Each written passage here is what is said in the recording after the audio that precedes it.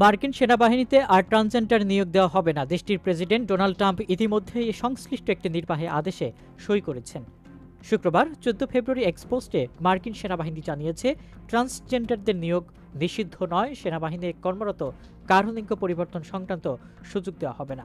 গত 27 জানুয়ারি ট্রাম্প একটি নির্বাহী আদেশে সই করেছিলেন এবং সেই আদেশ অনুযায়ী কারো লিঙ্গ পরিচয় সম্পর্কে দ্বন্দ্ব থাকলে তিনি সামরিক বাহিনীতে যোগ দিতে পারবেন না। সেই আদেশ মেনেই মার্কিন সেনাবাহিনী স্পষ্ট করে জানিয়ে দিয়েছে, বাহিনীতে আর ট্রান্সজেন্ডারদের জায়গা হবে না। ট্রাম্প প্রশাসন বলছে, সেনাবাহিনীর প্রধান লক্ষ্য হচ্ছে নিরঙ্কুশ ও কার্যকরী বিজয় অর্জন। ট্রান্সজেন্ডারদের অন্তর্ভুক্তির ফলে বিপুল চিকিৎসা ব্যয় এবং অপারেশনাল সমস্যার সৃষ্টি হয়।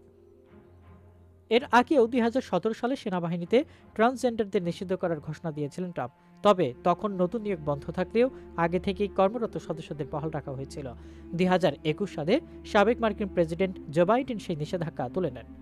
সম্প্রতি ট্রান্সজেন্ডারদের মেয়েদের সঙ্গে ক্রিয়া কার্যক্রমে অংশগ্রহণের নিষেধাজ্ঞা জারি করেছেন ট্রাম্প। এ বিষয়ে তিনি স্কুল ও কলেজগুলোকে সতর্ক করে দিয়েছেন, আইন অমান্য করলেই ফেডারেল বাজেট দেওয়া হবে না।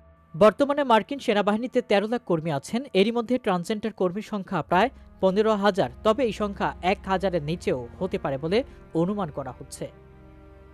এই নতুন নিষেধাজ্ঞার আওতায় ট্রান্সজেন্ডারদের সেনাবাহিনীতে থাকা অবস্থায় চাকরি হারাবেন কিনা তা স্পষ্ট করা হয়নি।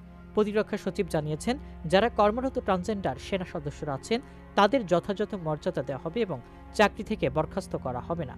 তবে অনেকে এই সিদ্ধান্তের সমালোচনা করে বলেছেন, এতে ট্রান্সজেন্ডারদের মানবাধিকার লঙ্ঘন হয়েছে। তারা দাবি করছেন, ট্রান্সজেন্ডারদের জন্যই কোনো বৈষম্য না করে সমানভাবে সুযোগ দিতে হবে।